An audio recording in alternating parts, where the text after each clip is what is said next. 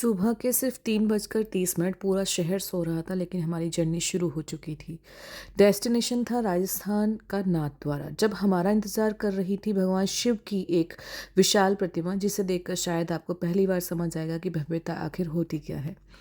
369 feet ऊंची statue of belief, यानी कि विश्वास स्वरूपम। लेकिन सवाल ये है कि क्या गुरुग्राम से इतनी लंबी रोड ट्रिप करके यहाँ आना वर्थ इट है?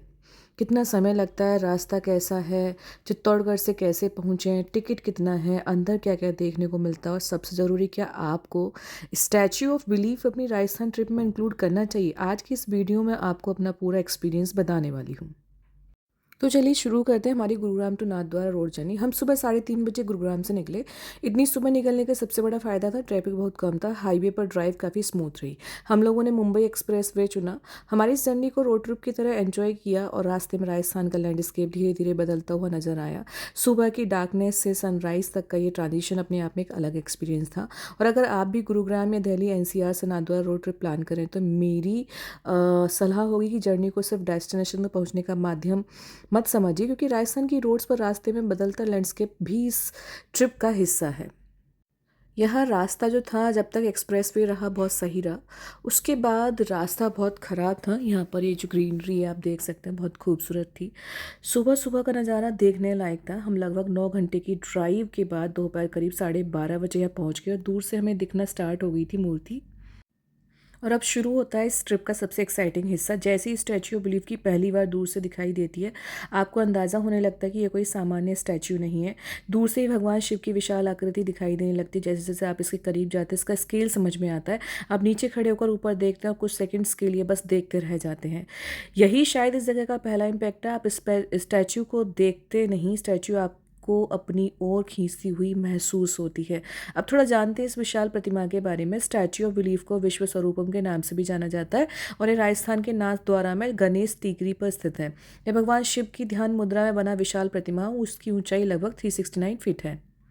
अब हम यहाँ नाथद्वारा पहुँच चुके हैं। ये अंदर का रास्ता है और इस प्रोजेक्ट की कल्पना मदन पारीवाल ने की, कंस्ट्रक्शन स्वरूप जी पलोन जी ने की थी।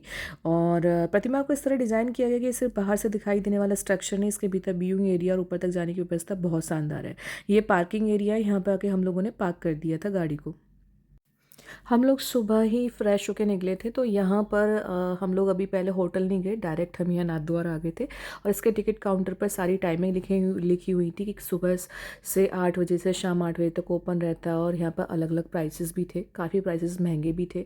टिकट आपकी 450 की भी थी मिनिमम, और इससे हाई भी थी। 4000 तक यहाँ टिकट्स अवेलेबल थी। डिपेंड करता है आप क्या, जैसे आप देख सकते हैं ये पूरा टिकट लिस्ट है। 1500 का भी है और इसमें ऊपर अभिषेक से लेकर म्यूज़ियम तक बहुत सारी चीज़ें इसमें है।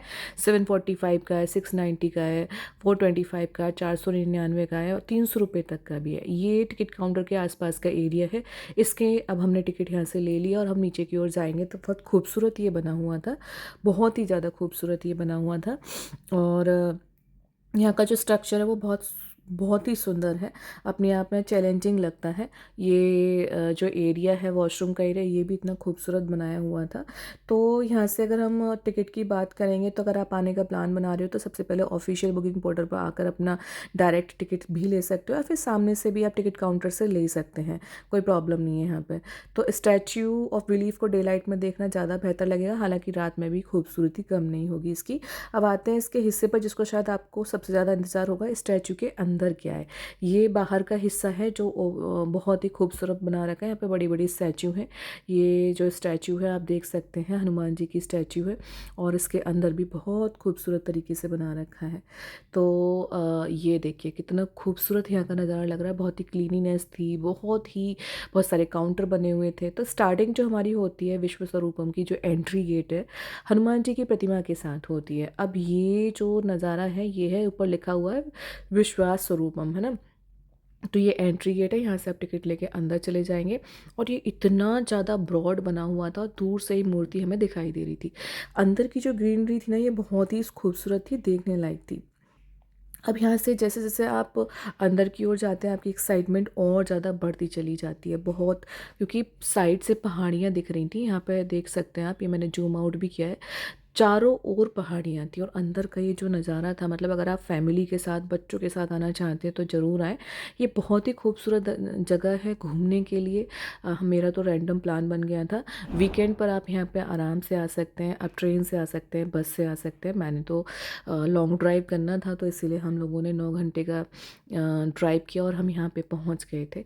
अब जैसे-जैसे अंदर जा रहे थे तो और ही एक्साइटिंग लग रहा था कि भाई अंदर क्या होगा?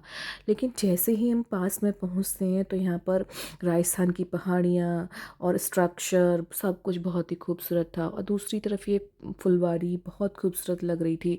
तो सिर्फ प्रतिमा ही नहीं, यहाँ पर मन को सुकून देने वाला एक प्राकृतिक जो एरिया बना रखा है जो आपके मन को सुकून देगा वो भी था। और जो इनकी दीवार थी इस पे भगवान शिव का ये जो सीन है देवताओं और राक्षसों के बीच का, तो ये भी यहाँ पर बना रखा था। और इसके अंदर जाके तो और मैं मतलब दंग रह गई थी कि भाई कितना खूबसूरत है। बहुत ब्रॉड बना रखा है, ये बहुत ही ब्रॉड बना रखा है।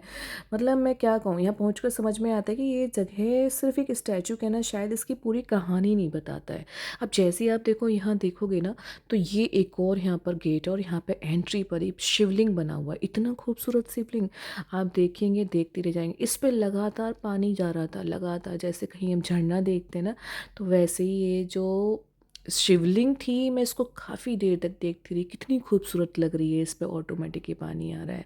मतलब पहली बार इस तरीके से एक फुहारे को देखना, वो भी शिवलिंग के स्वरूप में, एक अपने आप में अद्भुत था। और यहाँ पे और भी प्रतिमाएं थी, गणेश जी की प्रतिमाएं थी। तो सिर्फ भगवान शिव की प्रतिमा ही यहाँ का अट्रैक्शन नहीं है, परिसर में नंदी की भी विशाल प्रतिमा है जिसकी हाइट लगभग 25 फीट है। तो ये देखिए, ये हम यहाँ से बाहर से देख रहे हैं, साइड में ये गणेश जी की प्रतिमा है और ये काफ़ी ऊंची है। अब हम इसको पीछे की साइड से जाएंगे और पूरा अंदर का हम ये नज़ारा देखने वाले हैं, तो ये बहुत खूबसूरत लगेगा। तो अगर आप बच्चे या फैमिली के साथ हैं तो आपके लिए स्पिरिचुअल एक्सपीरियंस के साथ साथ एंटरटेनमेंट ऑप्शन भी है यहाँ पे बच्चों के लिए। बहुत सारे यहाँ पे पार्क भी बना रखे हैं। ठीक है, मैं यहाँ पे थोड़ा सा पर्सनल एक्सपीरियंस भी आपको बताऊंगी।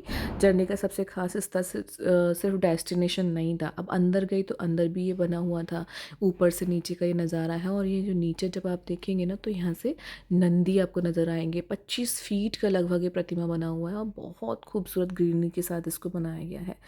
तो इसका पूरा जो एक्सपीरियंस है रोड ट्रिप की तरह याद रहेगा। और इसके अलावा अगर हम बात करते हैं तो ये बहुत ही खूबसूरत लग रहा है। ठीक है, यहाँ पर हम ये जो ऊपर काउंटर आप देख रहे हैं, यहाँ पर आपके शूज़ सबमिट हो जाते हैं। ऊपर जलाभिषेक का भी रहता है, अंदर म्यूज़ियम बना हुआ है।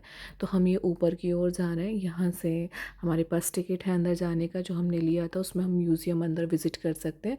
तो ये लिखा है अपग्रेड काउंटर और यहाँ से हम अंदर जा सकते हैं। निजातमाभिषेक, यहाँ से हम एंटर कर दिए अंदर म्यूज़ियम की तरफ। तो ये भी बड़ा खूबसूरत बना हुआ था। तो यहाँ से अंदर जाएंगे तो पूरा प्रॉपर इसके बारे में गाइडेंस आपको मिल जाएगी। और चूँकि हम एक रैंडम प्लान में गए थे तो ज़्यादा भीड़ भी नहीं था, लेकिन काफ़ी एक्साइटिंग भी था। तो आप यहाँ पे अगर आ रहे हैं तो कॉम्प्लेक्स में अलग अलग चीज़ें हैं, विजिटर को बहुत अट्रैक्ट करती हैं। गार्डन है, फूड ऑप्शंस हैं, एंटरटेनमेंट एक्सपीरियंस है। तो फैमिली के साथ आ रहे हैं तो केवल 30 मिनट फ़ोटो स्टॉप की तरह प्लान मत करना, एक बढ़िया सा प्लान पूरा अच्छे से एक्सप्लोर करो।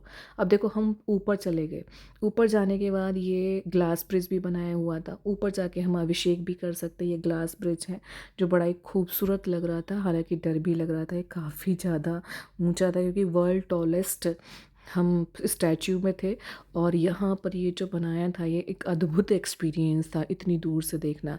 फिर अंदर क्योंकि हम 15 अगस्त पे थे तो भारत ये लिखा हुआ था फूलों से, बड़ा खूबसूरत लग रहा था। ये म्यूज़ियम था, अंदर गणेश भगवान का ये म्यूज़ियम भी बना हुआ था जो बहुत एक्साइटिंग था। डिफरेंट डिफरेंट यहाँ पर इनका मूर्ति बने हुए थे, अलग अलग प्रतिमाएँ थीं, अलग अलग स्वरूप थे। भगवान गणेश के अलग अलग स्वरूप हमें अंदर म्यूज़ियम में देखने को मिल रहे थे। और यहाँ पर कुछ शॉप्स भी थी जहाँ से आप परचेज़ कर सकते हैं इस टाइप की प्रतिमाओं को। और यहाँ पर आपकी टी शर्ट्स वगैरह और ये इनके ये देख सकते हैं कितना खूबसूरत यहाँ पे स्टैचू भी मिल रही हैं। तो आप ये भी परचेज़ कर सकते हैं। तो इस तरीके से हम इसको पूरा देख के बाहर आ गए थे।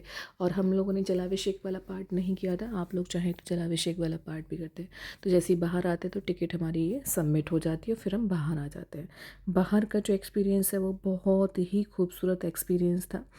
तो किस स्टैचू ऑफ को आपको ज़रूर विज़िट करना चाहिए। ये घंटा बना हुआ है, ये भी बड़ा खूबसूरत था। साइड से भगवान शिव की प्रतिमा बनी हुई थी, अगर आप देखेंगे तो ये भगवान शिव की प्रतिमा बनी हुई है, ये भी बड़ा खूबसूरत लग रही थी। और जो ऊपर से नीचे का नज़ारा था ना, ये बड़ा खूबसूरत था। एकदम डायरेक्ट स्टैचू के नीचे फ़ोटो लेना, पूरी प्रतिमा नहीं आती है, तो मैं फिर नीचे की तरफ गई। नीचे का जो नज़ारा था देखने लायक था। नंदी काफ़ी बड़े बने हुए थे, जैसे जैसे नीचे जा रहे थे वैसे वैसे प्रतिमा बहुत खूबसूरत लग रही थी। तो ये राजस्थान के नाथ द्वारा में स्थित है, उदयपुर की तरफ है। स्पेशली अगर हम डिस्ट्रिक्ट की बात करेंगे तो चित्तौड़गढ़ पड़ता है ये। तो आप जैसे भी अपना प्लान करें। अब ये देखो सामने से, अब यहाँ पे परफेक्ट एकदम फ़ोटो स्पॉट है ये, फ़ोटो क्लिक करने के लिए। आप यहाँ बैठ के आराम से फ़ोटो क्लिक करा सकते हैं। बाकी बीच बीच में स्पेस भी बना रखे हैं, तो आप आराम से फ़ोटो क्लिक कर रखे हैं। सबसे अच्छी बात है कि साइड में बैठने की भी जगह बना रखी है, तो ये बहुत ही खूबसूरत है। ठीक है। तो मेरी तरफ से आपके लिए कुछ यहाँ पर क्विक ट्रैवल टिप्स हैं। अपने विजिट से पहले ऑफिशियल बुकिंग पोर्टल पर जाकर करंट टिकट प्राइस चेक कर सकते हैं आप। अपर व्यू एरियाज़ को एक्सप्लोर करना चाहते हैं तो उसके हिसाब से देख सकते हैं। गर्मियों में राजस्थान की हीट को ध्यान में रखकर कंफर्टेबल क्लोथिंग का यूज़ कर सकते हैं। 3D प्रोजेक्शन मैपिंग देखना चाहते हैं तो अपना शेड्यूल इवनिंग तक रखें। और सबसे इंपॉर्टेंट, फ़ोटो खींचने के लिए मत जाइए भाई, पूरा घूमिए तभी मज़ा आएगा। इसका आर्किटेक्चर बहुत अच्छा है। सो हमारी रोड जर्नी में चित्तौड़गढ़ साइड से होते हुए नाथद्वारा की तरफ बढ़ना भी इस ट्रिप का खास हिस्सा था। अगर आप दिल्ली एनसीआर से बिलोंग करते हैं, राजस्थान रोड ट्रिप बना रहे हैं, तो रोड का सिर्फ नाथद्वारा तक सीमित रखने की बजाय चित्तौड़गढ़, नाथद्वारा, उदयपुर जैसे डेस्टिनेशन को भी आप कवर कर सकते हैं। लॉन्गर राजस्थानी आइटनरी बनाई जा सकती है। इस पर एक सिंगल डेस्टिनेशन ट्रिप की बजाय पूरा ट्रेवल एक्सपीरियंस आपको यहाँ से मिल जाएगा। तो ये मेरा पूरा एक्सपीरियंस था। आप बताइए आपको कैसा लगा। इसके बाद हम लोग श्रीनाथ जी जाएंगे, वो भी यहीं पर स्थित हैं, तो उसकी वीडियो मैं नेक्स्ट वीडियो में शेयर करूँगी। Thank you.